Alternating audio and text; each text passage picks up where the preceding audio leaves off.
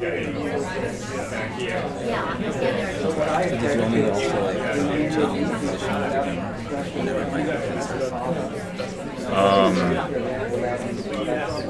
that'd be great. I was gonna sit here and just swing it. If you want to just do that. Yeah, I can do it. That way you can take the pictures. Yeah, that'd be great. And then just swing it so that it's.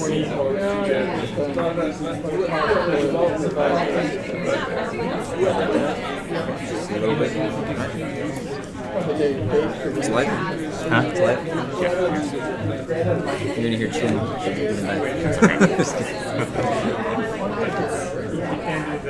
Okay, good afternoon, everyone. Good afternoon. I hope everybody got a chance to get some food. My name is Mike Lenz. I'm on the Urban Planning and Public Policy faculty here at UCLA Luskin. I want to thank you all for joining us for this important and timely discussion on rent control and Proposition 10.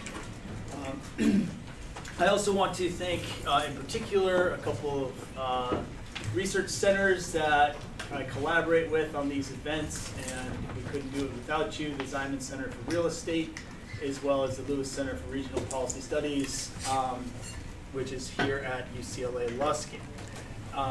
This event is the first installment in this academic year of our Housing Equity and Community series, so look out for future events in the winter and spring quarters.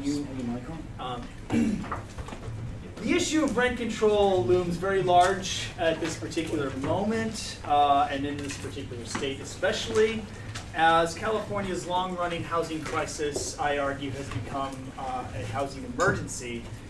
On the November ballot, or earlier if you vote by mail, is among several propositions, Proposition 10, which voting yes on Proposition 10 would repeal the Costa-Hawkins Act. Some of us know what this is, some of us might have no idea, so I will introduce it. Costa-Hawkins is a state law that limits local rent control regulations in the following ways. One, rent control cannot cover units that are built before 1995, nor can rent control cover single-family residences. Costa-Hawkins also mandates that any rent control regulation includes vacancy decontrol, which is essentially a mechanism where if you move out of your rent-controlled unit, a landlord can then charge market rate. It is not subject to the rent limits that the person leaving the unit was subject to. There's some other stuff, including very important for Los Angeles. Jurisdictions can pass new rent control laws, whether or not we have Costa-Hawkins on the books.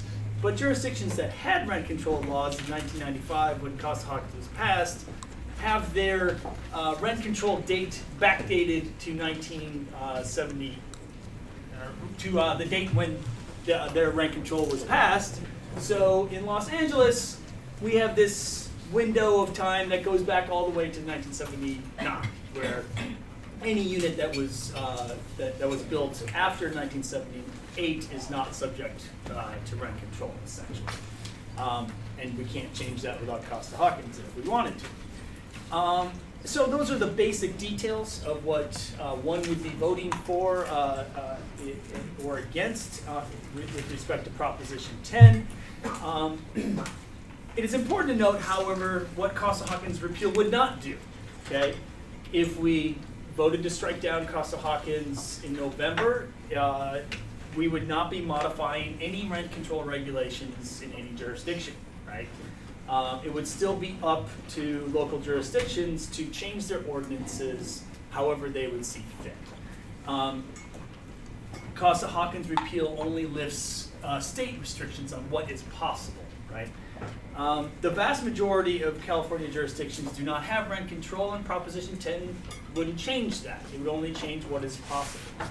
And it would, I think, almost certainly lead several cities to re-examine their rent control ordinances, whether they have them or not. And I think the likelihood for more robust rent protections would be on the table, in some places. So we're going to hear today from 4 guests about whether and how rent control ordinances can be deployed to address our rental emergency. And this is a topic I think we're all passionate about because we see people struggling every day on our streets, and we know about people losing their homes. So I hope we can have a conversation that gets us further to understanding what best to do about that. We're going to first hear from Alisa Belinkoff Katz, who is the co-author of a recent report published by the Luskin Center for History and Policy on the history of rent control in Los Angeles. The report is titled, "People Are Simply Unable to Pay the Rent." After we hear from Alisa for a few minutes, I will then introduce our panel and we will get right into our discussion. Alisa Belinkoff Katz served for nearly 30 years as Chief Deputy to Los Angeles City Council Member and County Supervisor Zev Yaroslavsky. Many of us know Zev very well as he is a fellow in this building. And I'm sure he would credit Alisa for making him look good for several years during his decades of service. Since retiring from the county in 2014, Alisa has served as Associate Director of the Los Angeles Initiative here at UCLA Luskin, where she co-authors the annual UCLA Luskin Los Angeles County Quality of Life Survey or Index, and also co-teaches courses in both this school and the Department of History, exploring leadership, public policy, and the development of the Los Angeles region. She's a fellow of the Luskin Center for History and Policy, and she again served as the lead author of this report that I just told you about, and that she's going to tell you much further about, which chronicles the history of rent control in Los Angeles. Alisa has a BA in History from Brandeis University and an MA in Urban Studies from Occidental College. So this is a good day for building the Oxy-UCLA bridge, our connections, as one of our panelists is a current professor there, who I'll introduce in a minute. Please welcome me in joining Alisa Belinkoff Katz.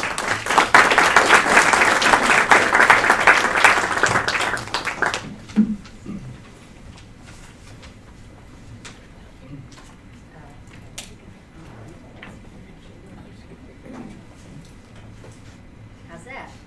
On? You hear me? Yeah. Okay. Great. Oh, thank you. Okay. All right. Well, hi everybody, and thank you, Michael, for inviting me to participate in this panel. I'd like first to invite everybody to read our paper.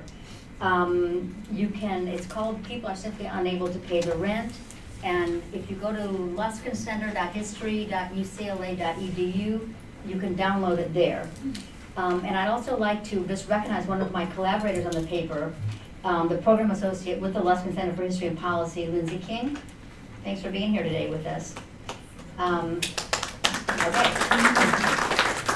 So in our paper, we look at affordable housing crises at 3 moments in Los Angeles history: World War II, the late 1970s, and today.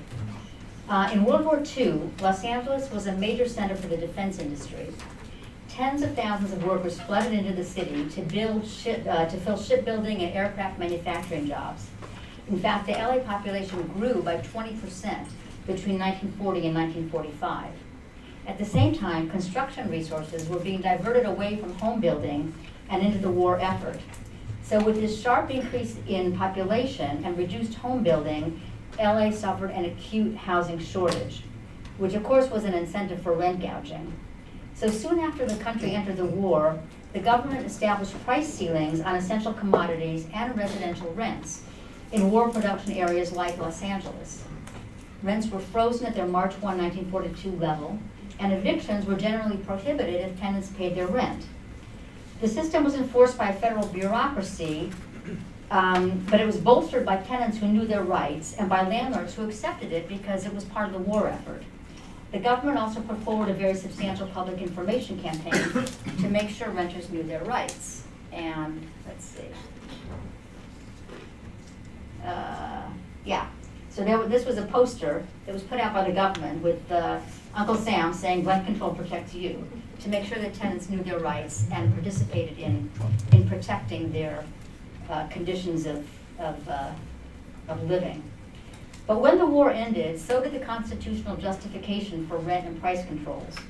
In 1949, Congress passed a law allowing local governments to opt out of rent control, and the city of Los Angeles did so in July 1950. So that was the end of World War II rent control. But it should be noted that it was also the beginning of a housing construction boom here in LA. Between 1940 and 1960, LA County more than doubled both its single-family and multifamily housing inventories. So, fast forward to the late 1970s. The genesis of our current rent stabilization ordinance, or RSO, lies in the inflation of residential property values in Los Angeles in the late 1970s. From January 1975 to September 1980, just under 6 years, the overall rate of increase in home prices for all of LA County, wealthy areas as well as poor areas, adjusted for inflation, was 69%. So 69% over 6 years adjusted for all of LA County. And of course, in the more affluent neighborhoods, the rate was much, much higher. During the decade of the 70s, the price of the average home in West LA increased by almost 600%. So this resulted in enormous increases in residential property taxes, which was a huge burden, especially for people living on fixed incomes. Homeowners sought relief from the skyrocketing property taxes by putting Prop 13 on the June 1978 ballot. But simultaneously, apartment buildings were also soaring in value, and rents rose as owners sought to earn a return on their investments and pay their own rising property tax bills. And again, these rising rents were an especially big problem for seniors and others on fixed incomes. So the local papers were full of stories of people who were suffering. People like Morris Pasikoff, a 67-year-old man, this is an example we give in the paper, 67-year-old man, he'd been paying $85 for his one-bedroom apartment in North Hollywood. The building was sold to new owners in 1977, and they raised his rent from $85 to $165, almost double.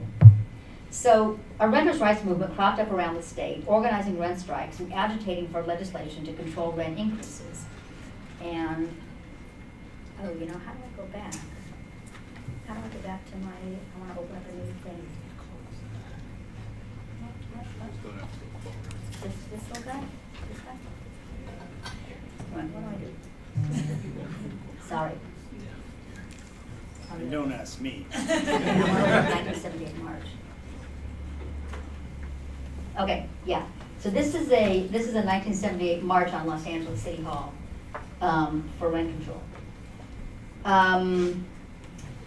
Okay, so the renters' rights movement crops up, and it's going on simultaneously with the Prop 13 campaign. So the Prop 13 backers tried to assure tenants that they would also benefit if it passed, which was important because at that time about 45% of the state's households were renters. A smaller proportion, I'm sure, were voters, but a large part of the population was renters. So as we all know, Prop 13 did pass, but most landlords did not pass on their property tax savings to renters. And within 2 months, in fact, people were still getting rent increases after Prop 13 passed. So within 2 months, by the end of August 1978, the city of Los Angeles had enacted a rollback and moratorium on rent increases. The following year, in May of '79, the city council enacted a 1-year only rent stabilization ordinance, or RSO, and it was renewed annually until April of 1982, when it became permanent. And that's what we still have today. Its key provisions are rent increases to ongoing tenants are limited. At first they were limited to 7% a year, and then to the previous year's increase in CPI. Single-family homes and newly built apartments built since 1978, are exempted. And as Michael explained, we have vacancy decontrol, recontrol. So when you move out, the landlord can charge whatever the market will bear to the new tenant, but that rent is then again controlled and limited to CPI. So it should be noted that rent control is in many ways a parallel to Prop 13. Prop 13 stabilized property taxes for people who stay in their homes, allowing only small increases each year. Similarly, the RSO stabilized rents for people who stay in their apartments, allowing only small increases each year. A new home buyer will pay taxes that reflect the market price, and a new renter will pay rents that affect the market price. So they're kind of two sides of the same coin. So these provisions of LA's RSO are still in effect today. There have been many, many amendments over the years, but the basic outlines remain the same. So fast forward to today, we are again in an affordable housing crisis. According to Zillow, at the end of 2013, median rent in LA was 47% of median income. So the highest ratio of rent to income, or rent burden, in the nation. The median renter here is paying 47% of income for rent. 30% is considered the most that a family should pay. The median family is paying 47%. So why did this happen? We still have the rent stabilization ordinance of 1979. Why is that no longer enough to solve this problem? A number of reasons. Number one, an ongoing increase in property values. That 69% increase in home prices that galvanized the Prop 13 vote had by the end of 2017 become a 238% increase in home prices. And of course, rents have gone up too. Secondly, increasing poverty. Beginning in the late 80s, early 90s, the demographic and market conditions in Los Angeles changed dramatically. The end of the Cold War and the loss of high-paying manufacturing jobs, the huge immigration of low-skilled people from poor countries, and other factors led to a concentration of poverty in our city that hadn't been here before. In the 70s and 80s, LA County's poverty rate was close to the national poverty rate, but by the year 2000, poverty in Los Angeles was 44% higher than in the US as a whole. And third, while the need for affordable housing in LA has grown, the number of affordable housing units has fallen. Support for affordable housing construction from government agencies has dropped, so fewer new units are built. And we've lost many, many affordable units over the years to condominium conversion, redevelopment, seismic rehab demands, home sharing web platforms, Ellis Act demolitions, and other factors. Also, the share of units covered by the RSO has dropped. So back in 1979, it was essentially 100% of apartments were covered. But new construction is exempted from the RSO, so now only 80% of apartments are covered. Also, single-family home rentals aren't covered at all. So while 80% of apartments are covered, only about 73% of rental units are covered. And interestingly, this trend has been exacerbated by the foreclosure crisis of 2008, when many homes that had been foreclosed were sold to financial institutions and ultimately turned into rental properties. So this time around, the impact of high rents is different too. The rent control movement in the 70s was centered on seniors living in largely white, middle-class neighborhoods, as you can kind of see in this picture. Minority communities at that time were suffering from disinvestment and an aging housing stock, and they were not experiencing skyrocketing rents. Today, the rental problem affects everyone, poor and middle class, young and old, and all ethnic groups. And while in the late 70s, middle class people may have had options when their rents went up. Maybe they had small savings or investments to fall back on. The lowest income renters of today really have nothing to fall back on. And as a result, we're seeing, as you all know, an explosion of homelessness in Los Angeles. This year, we have 53,000 homeless people countywide, among whom are over 9,000 who became homeless for the first time last year. The growing number of first-time homeless is an indication of severe financial strain. We usually tend to associate homelessness with mental illness and substance abuse, but we're starting to see hard evidence of financial strain as a causative factor. As the county's homelessness point person told KPCC Radio recently, people are simply unable to pay the rent. So that is the history, a brief history of affordable housing crises in Los Angeles. I hope you'll read our paper, and I will turn it over to Michael and the panel. Thank you very much.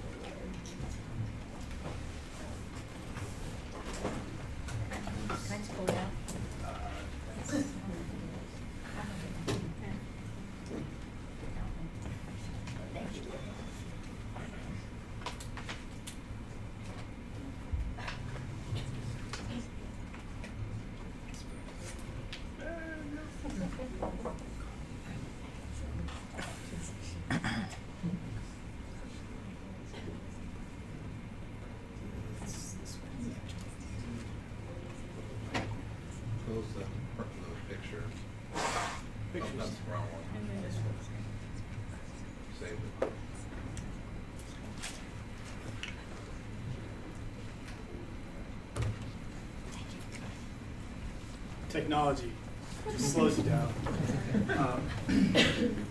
Anywho, thank you, Alisa.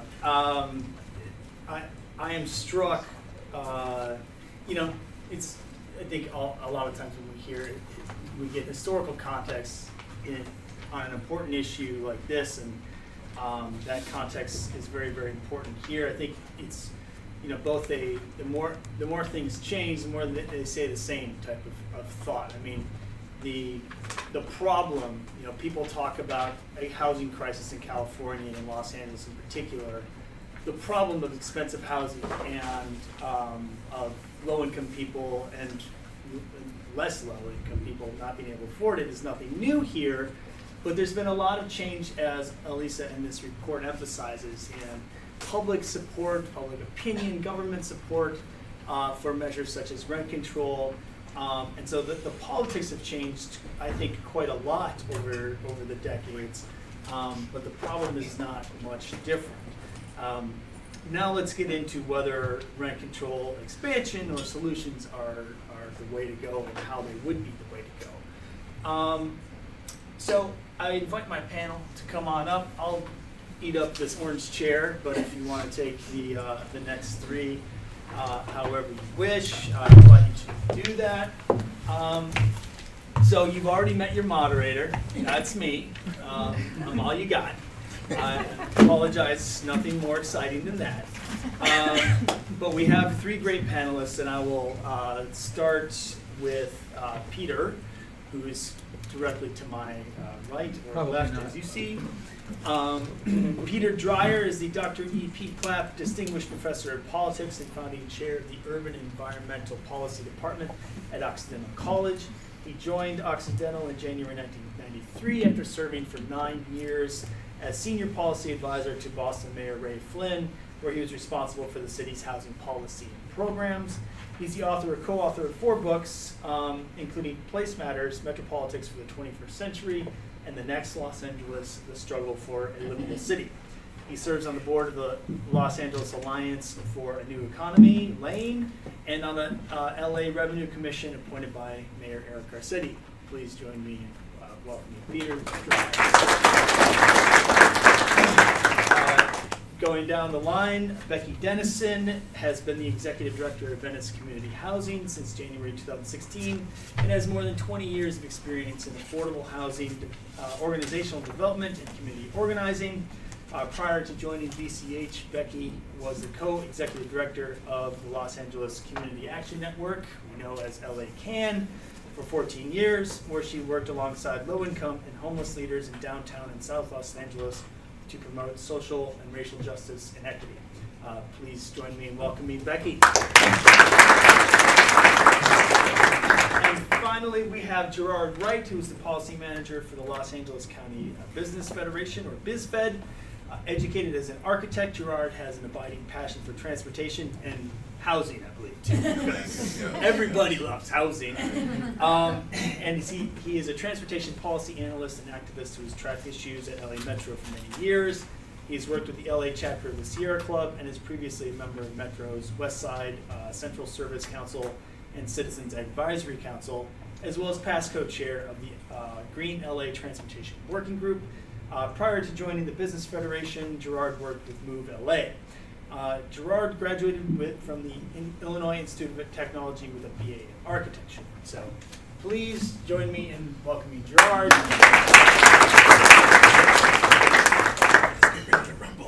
Okay, let's do this. So I've got an opening question for everybody. Humanize our panelists, perhaps. So I want everybody to tackle this down the line.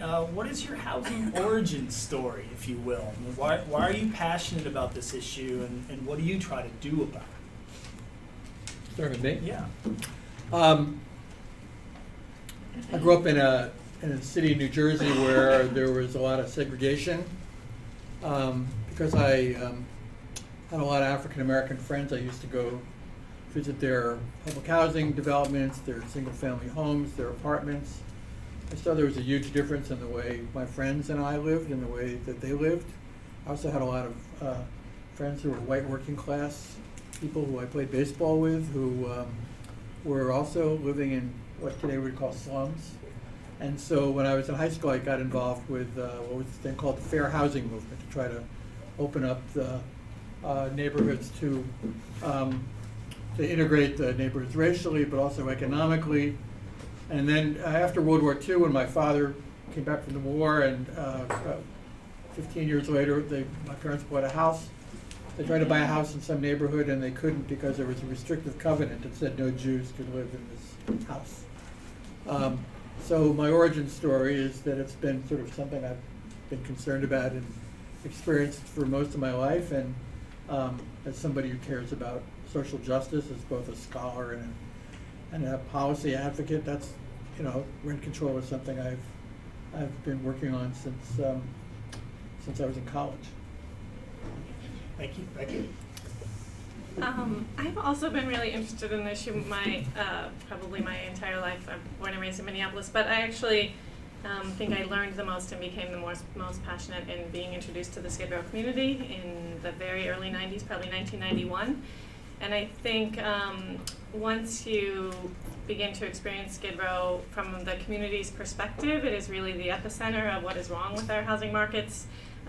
Institutionalized racism and sexism and inequity that exists. It is for the worst manifestation of all of those things, and I fell in love with the community spirit and resiliency and wanted to work alongside folks, and did that for the last 20 years, and now just recently have returned to Venice, where there's actually very similar division of wealth and distinction of who belongs in a neighborhood and who doesn't, not at quite that scale, but very similar. And I believe that we all belong where we want to belong, and that housing is a human right, and that has driven my work the majority of my career.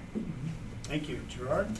I was born and raised here in Los Angeles. We were mostly along the Exposition right of way, worse on around Exposition Park, USC area, the other school, where we started there, then moved to the west side because it was closer to school, and then because of rising rents, right around the mid-90s, we had to move out and go back to South Los Angeles, and my sister have stayed there since.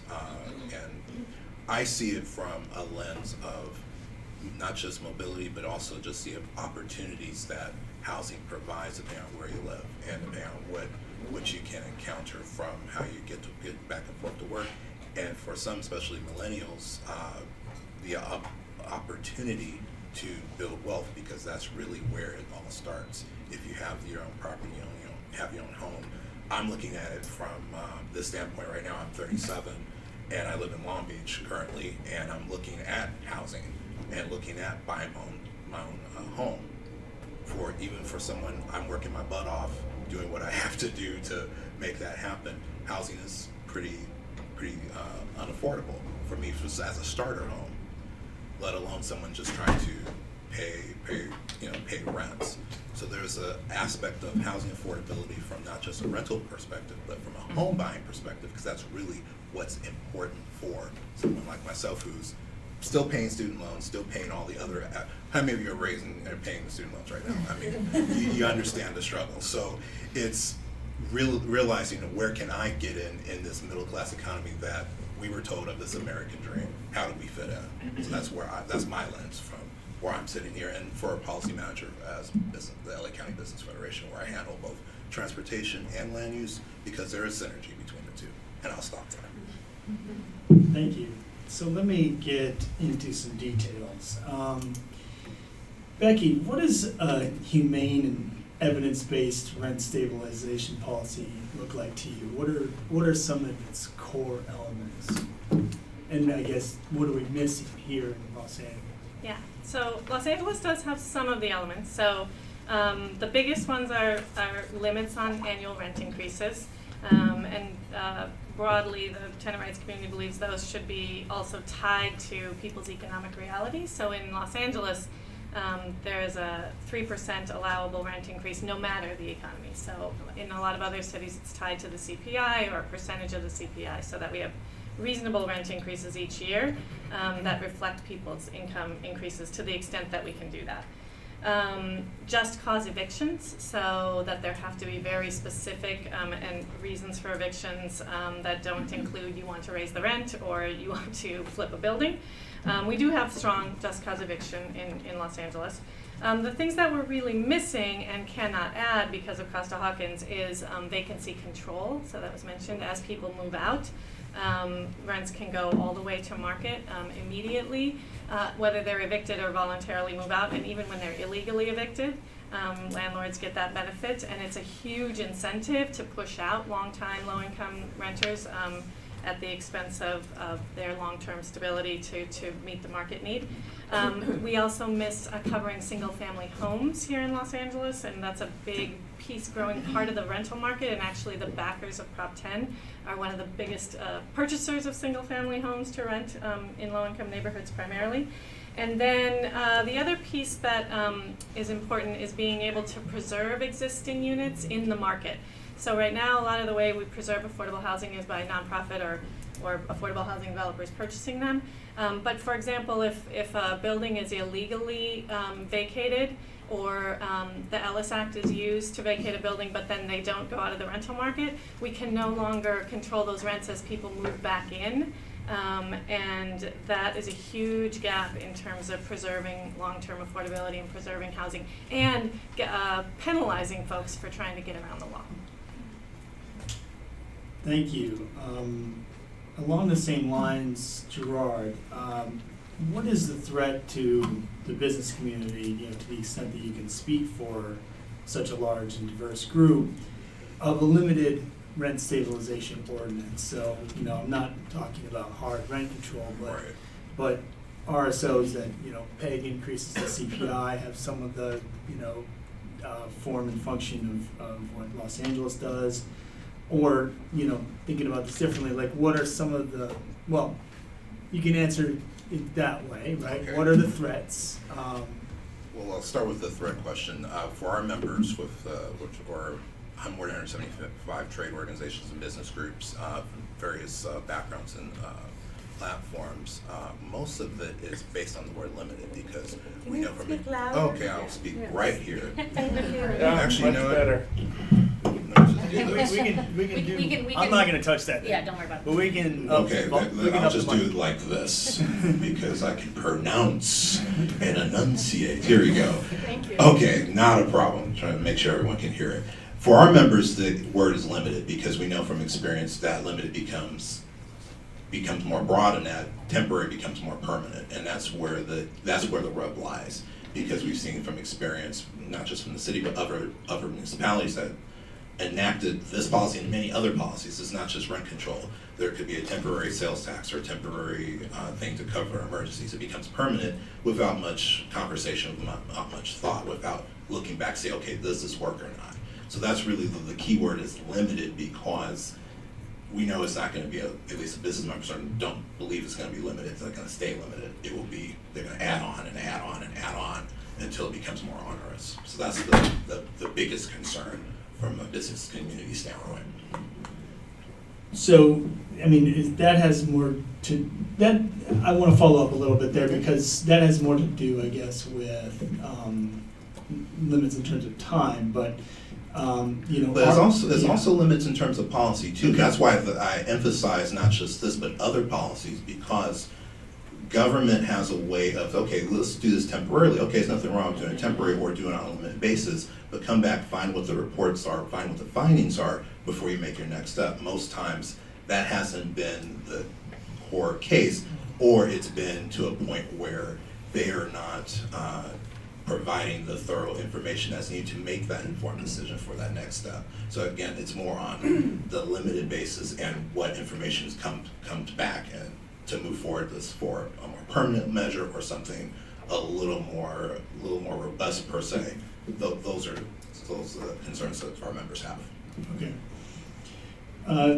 Peter, we can probably quibble about how many housing economists we could find that support rent control, but I think you and I would probably agree that it's a pretty small number. What do housing economists get wrong about it? So everybody's probably heard the story or the question, how many economists does it take to change a light bulb? None. If the government would just leave it alone, it would screw in itself. So it is true that most economics textbooks have mostly negative things to say about rent control. Most of the research about rent control, or most of the studies of rent control, are not empirical. They're based on theoretical models that have nothing to do with reality. The few studies that have been done that are empirical have been funded by the real estate industry and or by economists who are in the pockets of the real estate industry. The first major study of rent control that was negative was done by a guy named George Sternlieb in the 70s, a professor at Rutgers, who was an advisor to the real estate industry. The biggest mouthpiece for the real estate industry these days is a professor up at UC Berkeley named Ken Rosen, who owns his own private equity firm and is an advisor to real estate companies. And the report, the study that's been getting the most attention now is a study done by these three economists at Stanford that came out about a year ago, two of whom used to work for Goldman Sachs before they went to the business school at Stanford. So what's wrong with the economists that do the research about rent control is that they walk into their research with a priori view that it doesn't work because of their own political biases. But I've got like a 10-page critique here, which I'm not going to bore you with, of the Stanford study. But I'll give you just one or two examples. It basically says that rent control has contributed to gentrification in San Francisco. It's a study of San Francisco between the 90s and the this century, 2012. And they only looked at 2 to 4 unit buildings. Well, most of the apartment buildings in San Francisco are much larger than that. So their sample wasn't accurate. And they didn't include tenants who moved in before the 1990s. And they left out tenants that were kicked out or stayed there after 2012 when the biggest rent increases happened. And so if this were a paper in my urban policy class, I'd give it an F. But it is the paper that the real estate industry has been pushing for the last year. And there are 3 versions of it. And the first version was more positive. And even their last version said that it protects a lot of tenants from being evicted. What they say, and this is the real estate industry's major propaganda, which is completely bogus. It's what we in social science call, it's a technical term called BS. It basically says that rent control basically inhibits the construction of new housing. There is absolutely no evidence for that statement. There are plenty of cities around this country with rent control. There have been a number of studies by people that are not in the pockets of the real estate industry that compared cities with or without rent control. And there is no evidence whatsoever that there's been less new construction. In fact, in California, the cities that have some version of rent control, vacancy decontrol, like Oakland and San Francisco and the whole Bay Area, basically those cities in the Bay Area, have had more new construction of rental housing than the rest of the state. And so it's completely a propaganda thing. But let's be honest. This is not a debate about facts. This is a debate about who can spend the most money to convince the most people with things. I got this in the mail yesterday about how this is going to. I'm a homeowner. This is going to cost me it's going to reduce the value of my home. There's no evidence for that whatsoever. The real estate industry will wind up spending probably close to $100 million to persuade people in California to vote no. The vast majority of that money is coming from Wall Street, including, as Becky mentioned, the largest private equity firm in the country, Blackstone, owned by Steve Schwartzman, who donated $2 million. Another $2 million came from Jeff Palmer, the biggest landlord in in Los Angeles, who has these really ugly buildings. If you're an architect, you must hate Jeff Palmer. So let me It's conclude. a double-edged sword. Okay. So let me conclude with 2 points, and then then if you want to follow up. Okay. Number one is rent control is good for tenants. It's also good for business. And if I were running the BizFed or the Chamber of Commerce, I would endorse rent control. Because if tenants have more money in their pockets, because they're not being gouged by landlords, they will spend more money in the local economy, in the local stores. That'll have a multiplier effect, a ripple effect in the economy. I understand why landlords are against rent control, but retailers, the general business community should be for rent control. And the only reason they're against it, unless they have investments in real estate, is what Jerard said, which is it's an ideological issue against government regulation. And they don't like, let me finish, and they don't like that. And so, Jerard, let me give you just one bit of advice. You want to buy a home. May I return the advice to him? If Long Beach had rent control, you'd be able to save money to buy a home.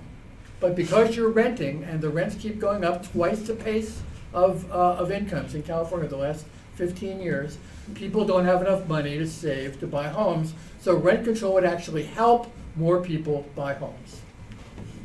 Gerard. All right. Using that example, because I've saved up quite a bit, and when the threat of rent control came about, it actually drove up the cost and it drove up the values so much that you still can't be able to buy a house. So there's also a combination of housing supply that we have not built enough over the last 25, 30 years to make up supply. That's the key component of scarcity that drives up costs. Now, if we want to talk about disposable income, we also want to look at should we look at price controls on other items such as, That's bogus. Well, no. Oh, wait.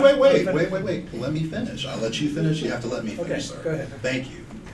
If we want to talk about other conversations about price controls, and that's a real key component, is especially if you're a smaller property owner that just purchases property, you put any improvements on it, you have a bank loan to have to pay back because there's that big bad bank again that's asking for, okay, you got a loan, you got to pay it back. Where does that come into play? How does that balance out? And I think that's one of the key, and it is a fundamental ideological piece, but it's also a component about how property, as well as property rights, if you're owning your own property, if you're renting, however, how that gets implemented and how that works out in this country. And I think that's where, fundamentally, that's where the differences lie. But go ahead and ask me a question. Let me take moderator's prerogative. I think moderator has the prerogative to be the only one writing stuff on the board, but I'm not gonna, get mad about that, Peter.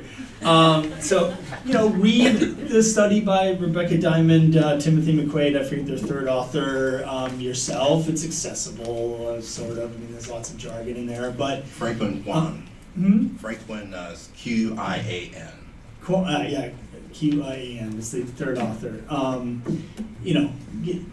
Get your thoughts yourself. I think it's a strong study that doesn't only find a bunch of negative things about rent control. There's a huge benefit to the people that receive rent control and live in rent-controlled buildings.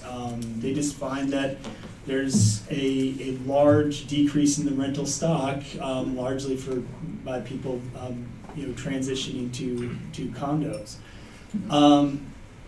I would also, the details are in the study, but I would also note that it's not. I don't know how much you want to discount the value of academic research based on past jobs.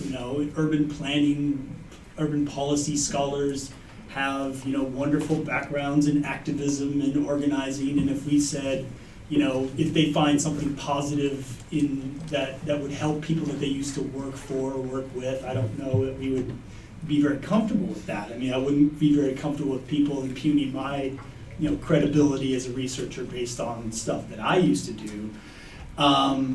And, the money story, like, the no on Prop 10, money is enormous, and we might not be particularly comfortable with the type of people that are lining up against it. But the yes on Prop 10 money is all coming from the AIDS Healthcare Foundation and people that, that's an entity that I don't think is, bathe themselves in glory around Los Angeles either. So, I think we can maybe agree to disagree on some of these finer points about, people's motives, if you will. Becky, I think it's your turn. So, I think, one thing that has always struck me about, fights over or discussions about Costa-Hawkins, also the Ellis Act, is how it takes the air out of organizing efforts, I think, and limits a city's reach in protecting renters beyond just the price of rent. So, you touched on the connection to eviction, particularly illegal evictions. Like, how do you see renter protections that may appear separate, such as just cause evictions and rent control more on the price side? Like, how do you see those kind of fitting together, and how does that affect also advocacy around housing? So, first of all, I'm not discounting the market arguments, but I will say we live in a city and a state where the housing market is incredibly broken.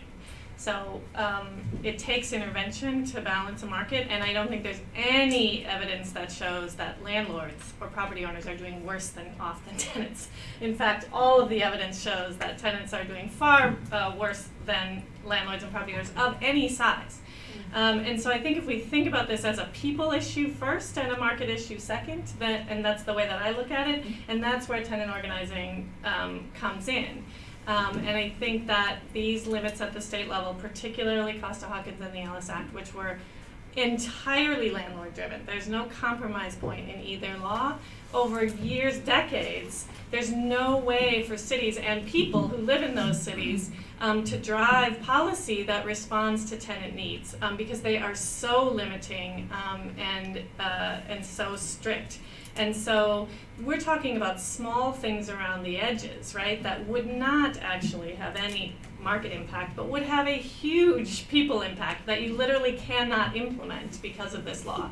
And so I think that's where it's incredibly frustrating when you look at a city struggling with homelessness at the level that we are, and building by building, there are some solutions to be had, and I've seen literally over the time hundreds of folks displaced, sometimes legally, but certainly not ethically, oftentimes entirely illegally, and especially for extremely low-income people who don't have access to legal representation and other things. And so we are losing housing and pushing folks out of this city and onto our streets or far away from jobs. And we hear that from employers a lot in Venice, I will say, that they support affordable housing and rent control because their workers can't find any place to live. So there is a link in terms of a positive impact across the board. And really it is about whether or not a relatively small group of very large-scale landlords can continue to escalate their profits to a level that is beyond comprehension at the expense of the rest of the city, and particularly low and moderate income tenants. And so tenant organizing has focused on those issues since I've been doing it, and for long before, as you saw the pictures. And these two particular laws, maybe we'll get an Ellis Act repeal at some point, so I'll just keep throwing it in there, are really, really, really problematic, both for any kind of city level intervention. And I think there's a question in here somewhere in terms of whether sometimes the state acts to prevent cities from being able to do terrible housing policy. And just be clear, there could be a state level rent control or rent stabilization policy if Costa-Hawkins were repealed. So it doesn't have to be only local control, it could be state level. And it really is about whether or not we care about people, and particularly extremely and very low income people who are right on the verge of either leaving the city altogether or becoming homeless. And they are not at a level where they're going to move into the home ownership market. We have to just look at that. 67% of residents in Los Angeles are renters. And of jobs coming online, the fastest growing jobs, 7 out of 10 of the fastest growing jobs are at extremely low income levels. And so we need these interventions desperately. Are they the long-term solution for a perfect housing market? Maybe or maybe not, but we need them right now as a desperate intervention. So Jerard, the business community opposes rent control, and I think that's unlikely to change. I think Peter's got some good ideas as to why they should, that could change, but I don't know if that's going to happen. What are 3 things that LA can do to promote housing affordability and protect renters that would be superior to rent control in your mind or in the mind of the business community? And for our members, the key issue is the cost of producing that housing. If we tack on more fees, so for example, in LA County, there's a stormwater parcel tax that's coming to the ballot. That's in November's ballot. That if passed, that will be increased to property tax. Now, stormwater is a very important issue, but if you tack on the interim rent control, now thankfully they put a pass-through cost that enables especially mom and pop property owners who own, like, let's say 2, 3, 4, 5 units, to pass on that cost to the tenants so that they can actually not bear we can share that cost equally, and that's, I think, an important aspect. So reducing the taxes and fees on building new housing, because when you add on a fee to the cost of housing, that's going to be passed on to the renter or who's the buyer, and that's just going to, if you keep steadily adding on the taxes and fees, eventually the cost of that housing goes up to make it where it's unaffordable and it's unattainable. One other area that I think that our business members are very strongly in support of is secret reform for when you're building infill housing. And thankfully there are 2 bills that BizFed supported this past year. One, AB 2162 for some permanent supportive housing that gets it done by right, which is an important aspect for homeless housing and affordable housing. Also, there's AB 1804 by Assemblymember Berman that enables infill housing to be built with the expedited CEQA review to get more housing out there, get more housing produced and built quickly so that we can combat the prices. Is it the only solution? No. It does take a serious balance, but those are just 2 of the main pieces that our members and BizFed are very supportive of and been putting our activity towards, because we see that fundamentally as ways that can help the process and also help the actual housing that we need to have.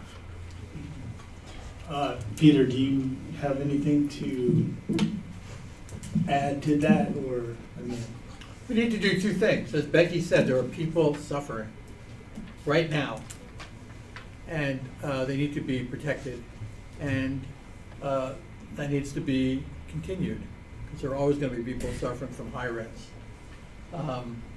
And wages are not going up, as Becky said, they're not going up as fast as rents are going up. That's number 1. Number 2, we have to build more housing. I totally agree with that. There was a press conference in front of City Hall this morning that had developers, labor, community groups, faith-based groups, and the whole purpose of this press conference this morning, hopefully it'll be in the news tonight, it'll be in the LA Times tomorrow, hopefully, is that we need to both protect the housing we have, preserve the housing we have. We have to build new. We need to build hundreds of thousands of units of new housing. That's not going to happen for at least a couple of decades, even if we unleashed the private market in all its brilliance, right? And what we would mostly be building, because of the influence of the real estate industry, is luxury housing. That's mostly what's getting built in California, right? And more luxury housing does not help working class, middle class, and poor people afford either buy or to rent.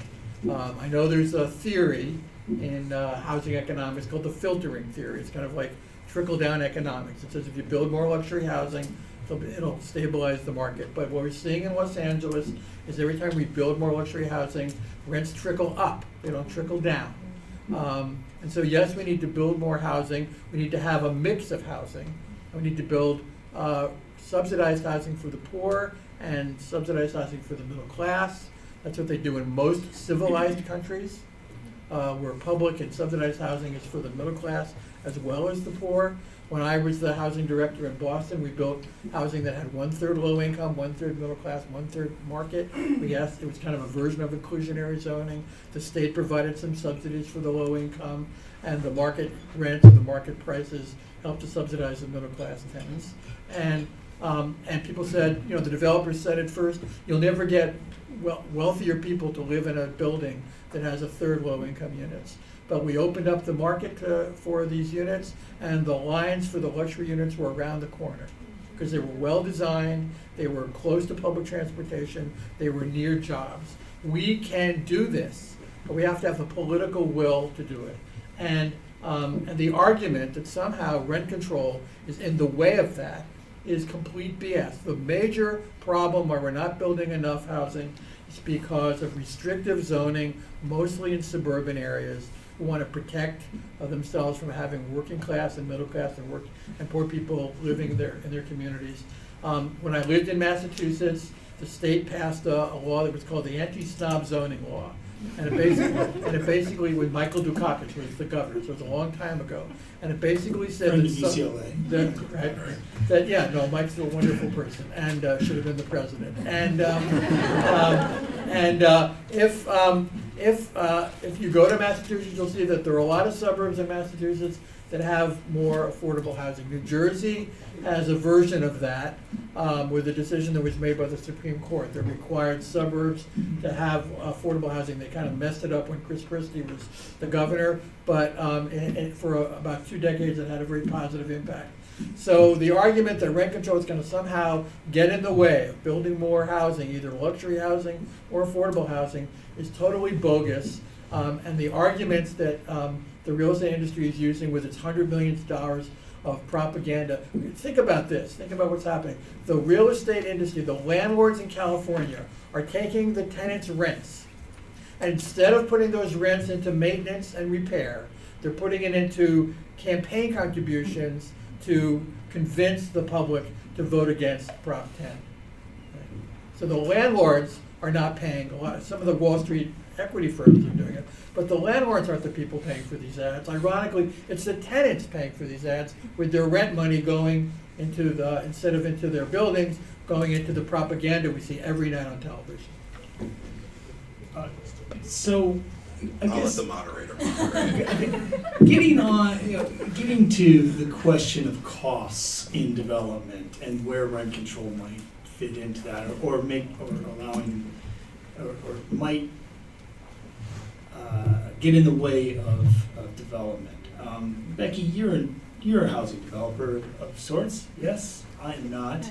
I never have been. Not of that sort, but yeah. Right, no, I understand it. I think some people call you the good kind of developer. I don't like to be so value laden, but I do like Becky a lot. I think she's a good developer. So you understand the finances of this a lot better than I do. How do you think rent control affects a developer's ability to make money as a housing provider and provide housing? Well, I do want to say it absolutely has zero effect on 100% affordable housing development. So there's been a lot of comments around how rent control would impact affordable housing development negatively, and that is just absolutely not true. Our rents are set well below what any rent control limit would be. Our rent increases are set by other things, and we're serving folks primarily at 60% of the median down to zero or very close to zero income. So any Costa-Hawkins repeal or any additional rent control protections would not impact any kind of 100% affordable housing development. And I think that is the supply picture that is missing when we talk about not enough housing is being built in LA. That is usually just broadly there's not enough housing built in LA, and I agree with that, but affordability matters, and so where we are meeting our housing need is only at the luxury level, and at every other level of income in Los Angeles, we're at maybe at best meeting sort of 20% of the supply needs based on regional studies and things that are done on a regular basis. And so affordability matters in supply. You can't just build housing for the sake of building housing. And we're most underproducing at the affordable housing level. And rent control has no impact on that. What impacts that is absolutely restrictive zoning and funds available. And we're sort of beginning to chip away at the ability on the funds available to do it. I do want to say though also, I don't know that much about the finances of for-profit development. But having worked on a lot of CRA policy in downtown LA, I will say there's plenty money to be made, so there's plenty of margin to be adjusted, and that certainty matters. What developers need to know is what are the rents that are available, what are the increases, and then they can measure their finances in that way. And so if there were really strong rent control, then financial, plans for housing would be built around that. And then the other piece also just want to say, across the country, there are very few places where rent control or rent stabilization applies to new construction.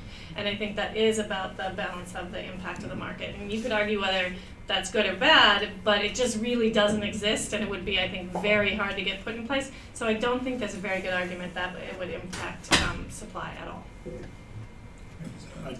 So Jerard first, then Peter, please. Okay. Actually, I'll let Peter go ahead so I can refute it. Okay. So when I was responsible for housing policy and development in Boston, it was a very hot market, very much like LA is now. And for-profit developers would come to talk to me and my staff about their projects. The big ones, Trammell Crow, and the major developer that wanted to build in Boston. And we'd look at their pro formas, which is development budgets.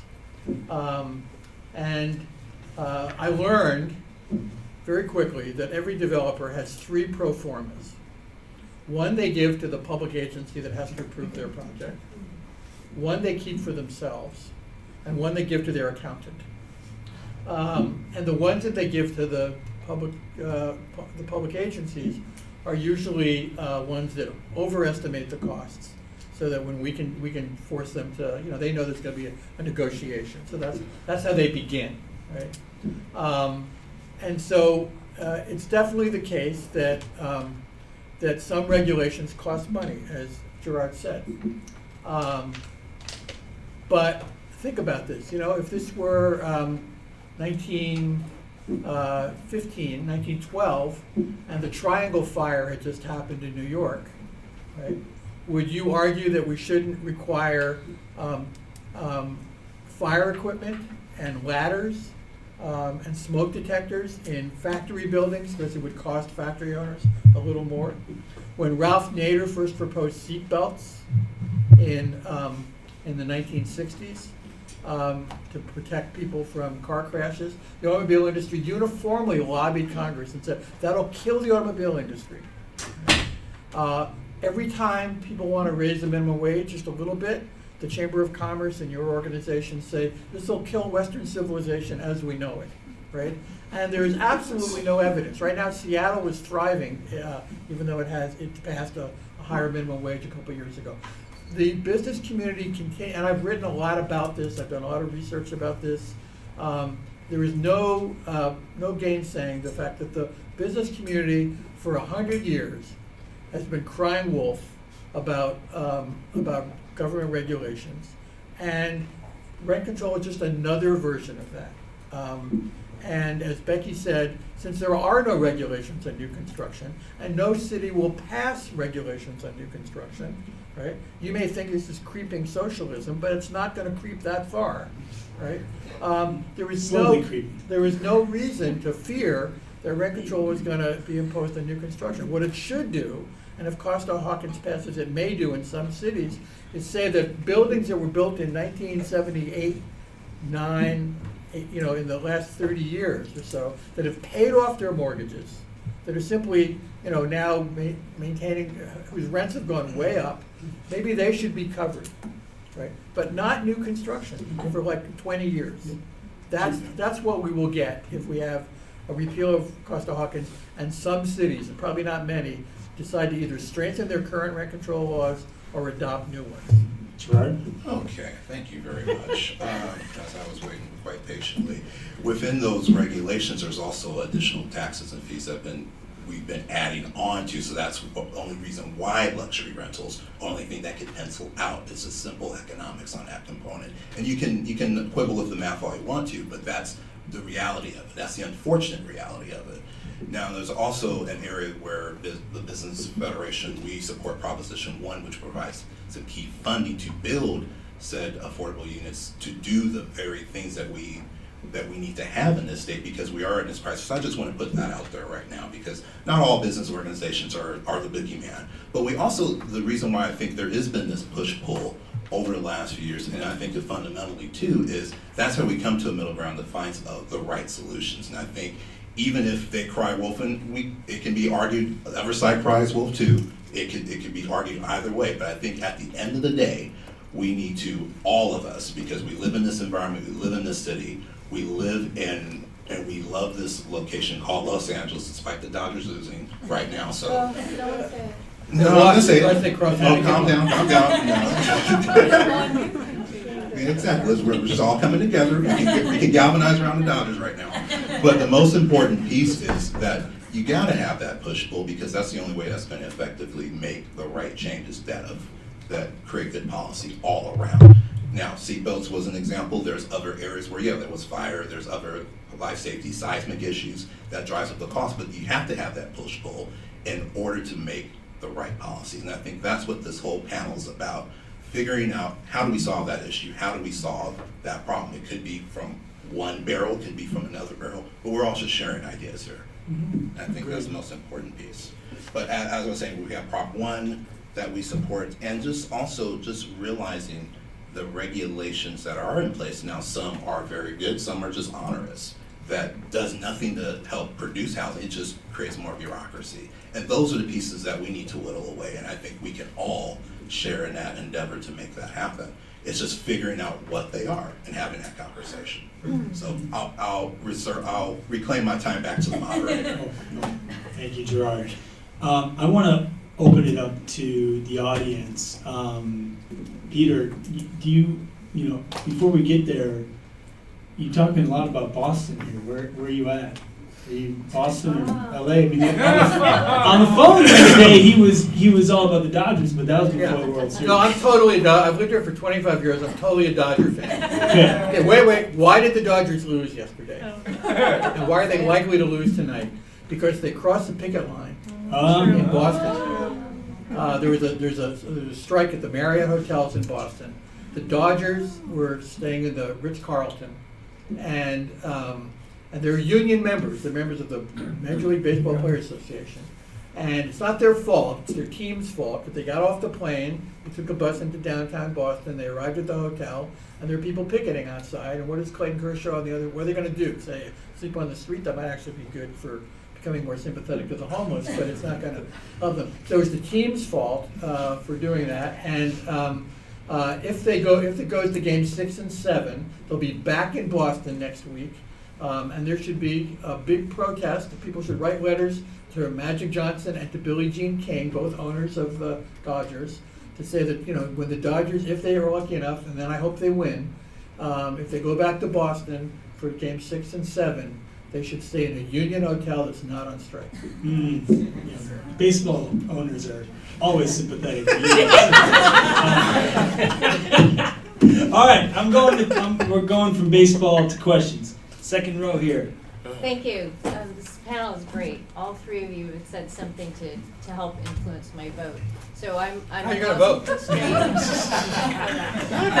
the question. You can't vote both ways. Yes or no? That's why I came. Exactly. Really make up my mind. So I'm a housing constrained Angelina. I'm from San Francisco. I'm not in a profession where I can ever go home. Right? I work for UCLA, so I'm never gonna. I would love to own my own home someday. I'm working on that myself. I don't want to be a homeowner who suddenly finds myself paying property tax coming out my ears because somebody else is not, responsible about stormwater, et cetera, et cetera. I'm a bleeding heart progressive. So here's my cynical question. I vote for things like, was it Measure S, to expand the, lift moratoria on density, housing density, that kind of thing. Measure S was a moratorium on housing. Was it more to, okay, Yeah. so I vote to expand those things. I want to see businesses thrive. What is gonna make, I live on the west side because I work on the west side. I want to stay on the west side. I can't move at the moment. I can barely afford my rent and I can't move. What is going to make my rent go down? When am I ever going, what do I have to vote for to be able to afford my rent? I mean, that's. Well, on this ballot, 1, 2, and 10. Okay. But I think That's good. that is Confidence. part of the problem with the voter initiatives, and it's been an issue with the HHH and H2. The expectation is like, oh, I voted for that, so that's fixed. And these are problems that are 30 and 40 plus years in the making of not addressing the affordability crisis, especially in this city. And that goes across up, unless you're at the very highest end of the spectrum.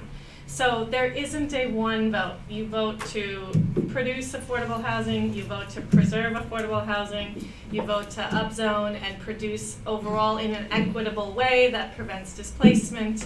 But it's gonna take us many good voter initiatives and many years to undo the damage that has been done. But 1, 2, and 10 move us in that direction on this ballot. Thank you. There's also pretty decent history and research that rents don't really go down, like, no matter what happens. Tell me. Yeah, so your experience is not bizarre. Yeah, even in the recession, they didn't go. Yeah. Right, No, right. no, they didn't, trust me on that. Let's go England, followed by glasses and suit. So my name is Sam. I live with my family here in our Westwood home, Westwood born and raised. And a question I have is, I'm sort of a historic preservationist. I really believe not only as a matter of preserving Los Angeles' history, but also as a matter of sustainability. It's better to take old housing that we have, Yes. fix it up and expand it, rather than to waste money and resources tearing it down and building new things that are, quite frankly, I also studied architecture, ugly. So my question is sort of a two-part question. One, how do you think the repeal of Costa-Hawkins, how would that affect ADUs or accessory dwelling units and their installation in older properties? And two, I've noticed, sort of very sadly, that a lot of the homes in my neighborhood are disappearing and they're being replaced with what we call McMansions or McModerns. And yeah, there's a lot more space, but they're actually housing less people in these giant homes than before. And so I guess my questions are, one, the ADUs, and two, how would this really affect historic buildings? Would I start seeing less of this rampant demolition in this attempt to eliminate, people who are maybe paying less for rent or paying less for their homes? Well, I can answer part of that. So, auxiliary dwelling units. Accessory dwelling units. Yeah, are usually, yeah, and there's a big debate all over the state about that. They're usually when a single-family homeowner wants to add something on the back of the house or the side of the house. Sometimes they're called in-law apartments because they want their in-laws to live there, but they also sometimes rent them out. And the big debate is how many square footage should the house be before you can allow, or backyard before you allow an accessory dwelling unit. The Costa-Hawkins repeal would allow cities to adopt rent control on single-family homes, but the intent is not to, and there's absolutely no way that Los Angeles is going to impose rent control on a single-family home that has one extra dwelling unit. But what the intent of putting that in there was to get at the Invitation Homes, which is the front group for Blackstone, the private equity firm, the Wall Street firm, that owns something like 100,000 single-family homes that were foreclosed or they were sold to them at short sales and are being rented out mostly in poor neighborhoods because that's where most of the foreclosures took place. And so big corporate landlords should be covered if they own single-family homes. But if I want to add a single, a small extra bedroom and a kitchen to my house to rent as an ADU, rent control is not going to cover that. So I don't think it would have any impact at all on that. But at the same time, I don't think we don't know at all how that's gonna impact, because if it's go across the state, each city is gonna impose its own Yeah, rules, but so. we learn from history. But Right? we There's can no, there's also- no city in the whole country. with Okay, rent could you not control. interrupt me while I'm speaking? Okay, Jerard. Thank you. We don't know, and that's part of the conversation too. That's why we're all discussing this, because we don't know where all this will take place. We don't know at the same time if this is enacted, what city will do what. If it's the city of LA, it may just impose its own, what they continue on doing. If it's in another city, they may do something completely different, because they probably have a lot more older housing stock that they want to preserve or keep in a preservation zone. We don't know, and we don't know how that will play itself out, because each city's different, because there's this one little thing called local control that I think a lot of cities are very vested in protecting and preserving. So there's a lot of variables at play. Right. Yeah. My name is Jeff Levine. About 2 weeks ago, I attended a similar symposium at USC on framing Prop 10. I don't know if any of you were there. But one of the speakers was Dr. Richard Green. I don't know if you know him. Very articulate. He's the director of the School of Public Policy there. And I would challenge you, Dr. Dreier, to be in a debate with him, because everything he said was pretty much the antithesis of what I heard you say today. For example, he had said that there is a direct relationship or an indirect relationship between rent control and construction. He is an economist, he said. This is the first time I've heard him. He said that the passage of more in-depth rent control could very potentially result in developers deciding not to go forward with development in the market rate development field, and that furthermore, the housing stock currently in place will result in potentially deferred maintenance, where why would the owners want to put money into it if they can't raise their rents? And the last point he made, I think probably the most significant from what I understood, was that the real solution to the homelessness problem is supply and demand. And in fact, based on that, to create more dwelling units will solve this problem. Rather, he gave some example, a great analogy, I can't remember. Oh, if you need more milk, I'm not sure I can get this right. If you need more milk, Let's watch it. You go get more cows. You don't raise the price of the milk. And I thought that kind of hit home too. So my point. Thank you for your words. I'm loving listening to what you're saying, but it doesn't. I'm trying to find some consensus. So Can I go real quick? So, I mean, that's, I know Richard well, but he's, giving a summary of the typical housing economist summary, which I think there's lots of validity to. But on the other side, Peter, 1 minute, go. I know Richard really well. We wrote a paper together about 20 years ago about tax policy. And he's a very nice guy. He's a very smart economist, and he's completely wrong about this. There's no evidence whatsoever that rent control will have any impact on new construction. I don't know how many times I can say that. There is no evidence of that. So, and about deferred maintenance, in every city that has rent control, if the city is running its rent control law well, which we did in Boston, a landlord you can get a rent increase every year, right? But you have to maintain the building code. And if you defer maintenance, you won't get a rent increase. And so in Boston, the quality of the housing under rent control was actually better because we wouldn't allow rent increases unless they maintained their property. And so, I know that's also true in Santa Monica. Richard's a wonderful person and a very smart economist, but he doesn't know this area very well, and he's just parroting what the people that I just mentioned before are saying. He hasn't done the research, he's just summarizing what his fellow housing economists are saying, and they are wrong. And I think that, can I just say really quick? Yep, I mean, please. I think on the deferred maintenance issue, that is just, it is a farce. You have to follow the law to be in a line of business, and that requires you to maintain a building at a certain amount. So deferred maintenance is what slumlords do, right? And they extract as much income out of a property. Even the business community does not support that model. The landlord associations don't support that model. That is not a valid argument, and it's actually the argument for more regulation and more enforcement. And on the homeless piece, again, there is probably some supply side argument for the housing market overall, not for the homeless crisis. There is no one in this market building anything in the realm of something that someone who's experiencing homelessness can afford. And if we don't stop pushing more people into homelessness at a rate higher than we can build at the lowest end, our crisis will get worse. Yeah, I think I would put it that, you know, your typical person experiencing homelessness demands housing at about $0, Yes. right?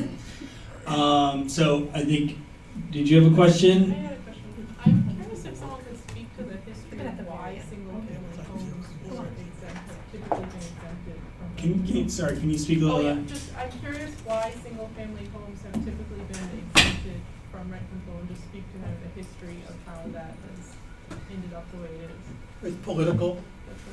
Why anger all the homeowners in America? Yes. Yeah. Strong constituency.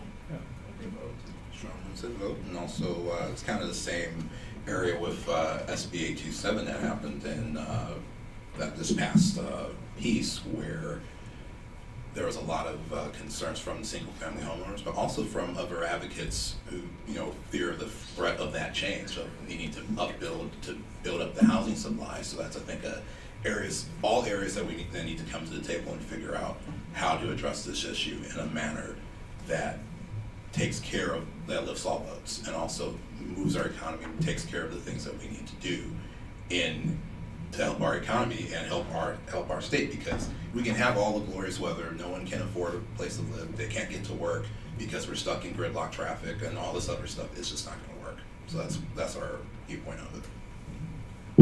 Over there in the blue.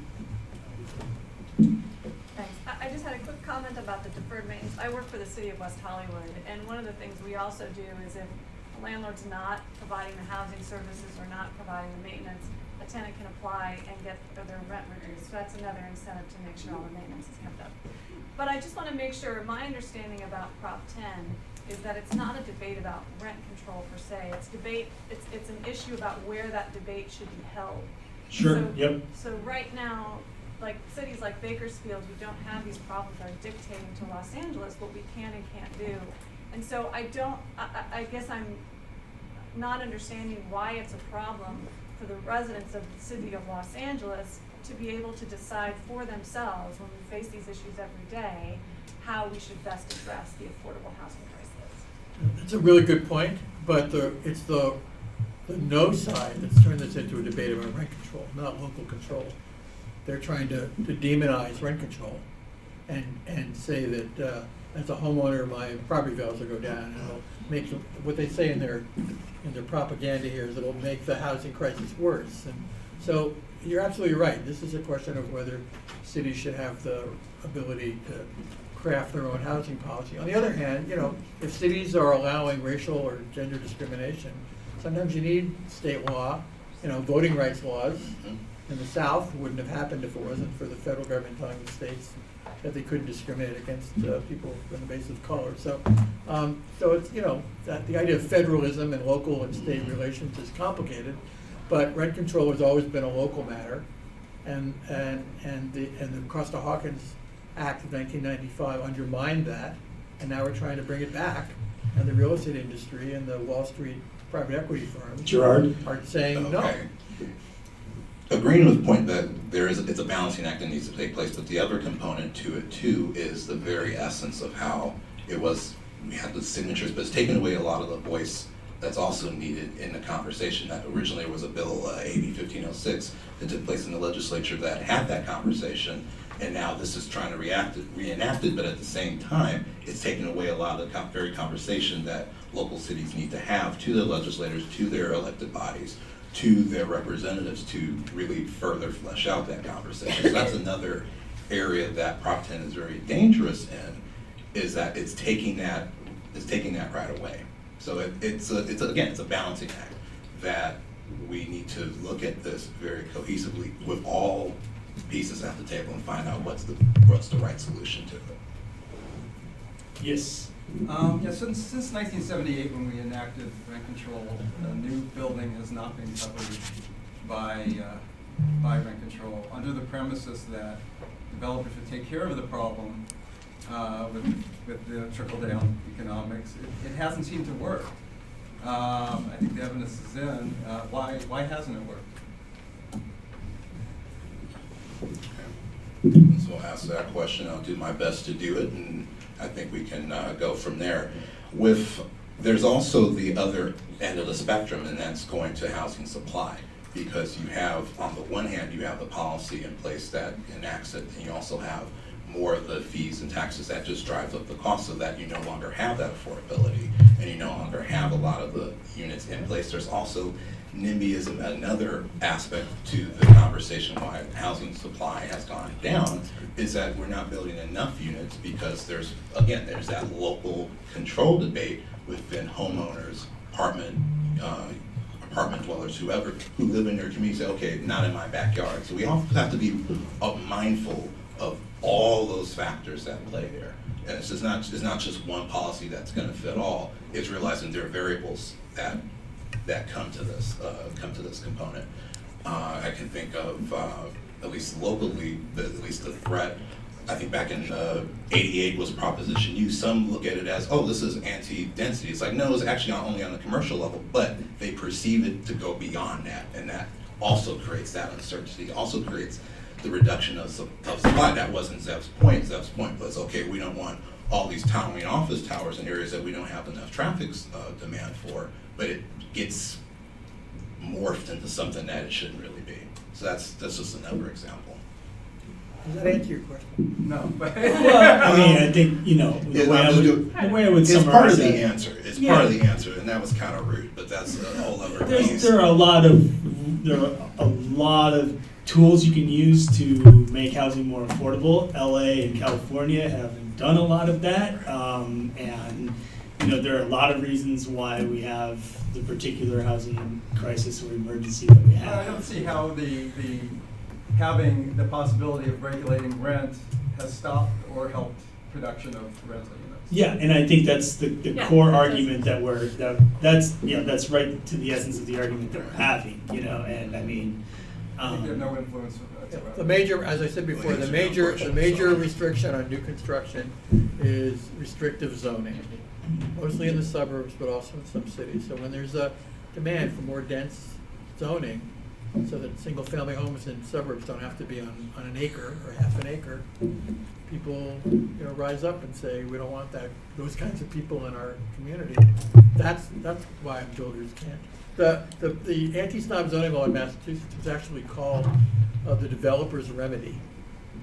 The developer could be granted automatic right to build housing in suburban areas that didn't have at least 10% of their housing units as affordable to half of the median income. And we should do that here, in California. Naveen? Hi, I'm Naveen. Thanks very much for taking the time. One question. Rent control and deferred maintenance.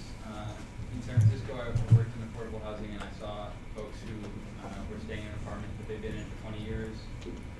One case, the roof is falling off. Another case, the building inspector comes when we're trying to purchase the building, saying, if you don't purchase the building, we're going to report it because it's going to go up in time. If you're paying rent that's $500, $600 for a 1 or 2 bedroom in San Francisco, you don't speak English natively, at least. Doesn't really matter what mechanisms might be in place for you to get that situation corrected. You're not going to get it corrected. You don't want to make a fuss. And I think that aspect of the lived reality of deferred maintenance under rent control is something that's very difficult to really get around. Now, obviously, it is effective enforcement and requires a lot more from on behalf of the city, but I think that the reality is one to make. But that's not the problem of rent control. That's the problem of a landlord that doesn't care about following the law, right? Because they would do that to low-income tenants where there was rent control or not. And they do. They do it in non-rent controlled units all the time. And it isn't that, I agree with you that there are major barriers for people fighting against that, but there are also many examples where folks have organized and fought against that. And there actually are pretty good laws here in West Hollywood, Santa Monica, LA, that give tenants some power in that situation, more so than they would have in a non-rent controlled unit, because then all the landlord has to say is, you complained, your rent went up $200, see you later. So, I hear you, I just think that like it's difficult for folks to even know that they have that power. You're right, So- it's not a perfect reality. So think about one of the flyers in Lisa's presentation, where there was a flyer that was on billboards and places, buildings all over the country.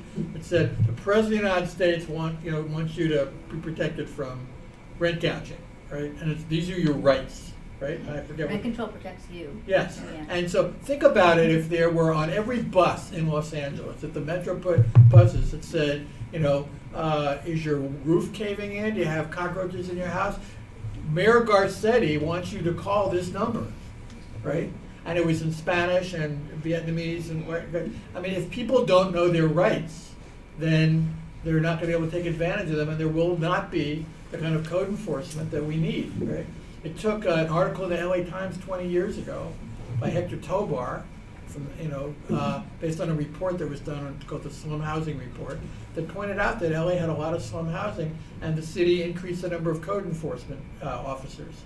But if people don't know their rights, they don't know how to take advantage of that. And so tenant organizing is really important. And the foundations in Los Angeles, like the California Community Foundation, so they have been putting some money into tenant organizing, community organizing, but not enough. And so, when I worked for the mayor of Boston, we funded out of CBDG funds, we funded tenant organizing. And that helped people know their rights. And if people don't know your rights, it doesn't matter what they are. This is actually the answer, but it also goes to the fundamental of Prop 10. If people just need to know their housing rights, do you need legislation from the state to legislate that? No, you don't. So I think fundamentally that conversation, you answered your own question, in that you do not need Prop 10 to do it. You can do that. Oh, let me finish.